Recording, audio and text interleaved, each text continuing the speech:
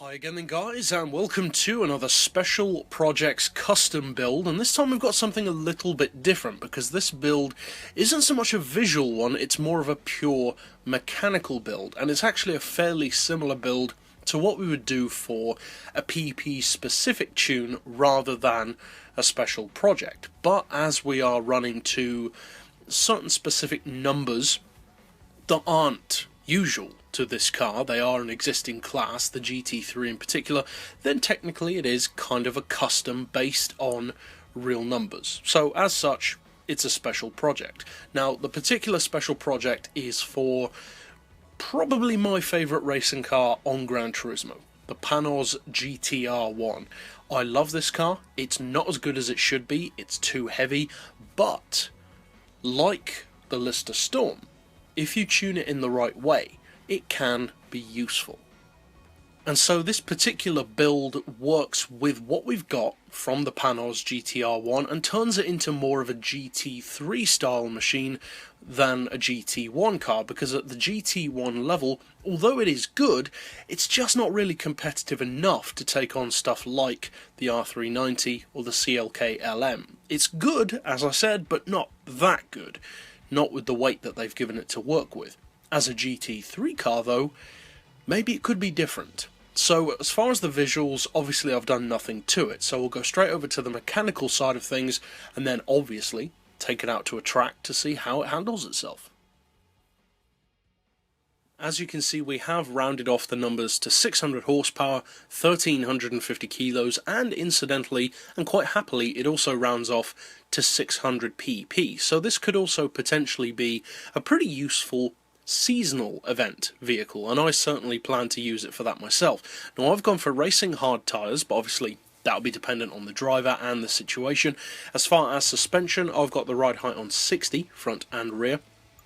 Springs on 17, 75 and 15. The dampers I've increased to 5. Anti-roll I've left on 3 with neutral camber and toe, as we often do. I'll come back to the gearbox in just a second. As far as the diff, as always, I would recommend changing it around. What works best for you may not work best for me, and vice versa. I've got the lowest initial torque, highest acceleration and braking, and with that setup, it makes the car feel lighter, but the front end has a slight tendency to try and run away with itself. So bear that in mind, and as I said, adjust it as necessary to suit your driving style. As far as power, obviously you don't have to copy what I've done, but this is a nicely rounded off build, so I've gone for an oil change. I haven't fitted the turbo on this one, and then we've reduced the power to 77.1%. We're running full downforce because it is primarily a all-round build rather than a straight line build, and I've added a 200 kilo ballast to bring us up to the actual weight of a GT3 car, and then I've opted to put that 33% towards the rear, which just breaks it into being a 49-51 split. Now, you don't have to do that, and if you go further back you can actually get the PP to go up even higher, but as I said, be careful where you put it. You don't have to put it as far back as I have, you don't have to put it back at all. So finally, for the gearbox, obviously, as I said, it's not a straight line build, so we've got an auto setting of 205, then individual gears of 3.9, 2.6, 1.9, 1475, 1.2 and 1, with a final drive of 2.8. So that's it overall for the build, with plenty of room for variation as usual. So now let's take it out to a racetrack to see if we've made it potentially a bit more useful.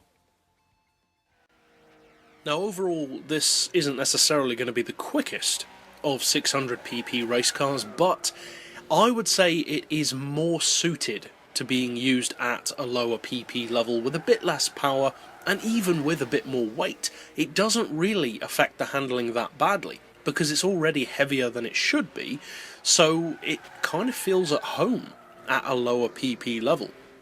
So overall, if you do decide to use this build, and I know not everyone's a fan of this car, it's a bit more of an acquired taste than many of the other Le Mans cars, but personally I absolutely love it. So if you do decide to use this build, as I definitely will be, obviously I hope you find it fun and competitive for online racing, career mode racing, seasonal events definitely, and If you'd like to keep up with other builds like this, obviously, subscribe down below or check out the playlist at the end of this video. But for now, as always, thanks for watching.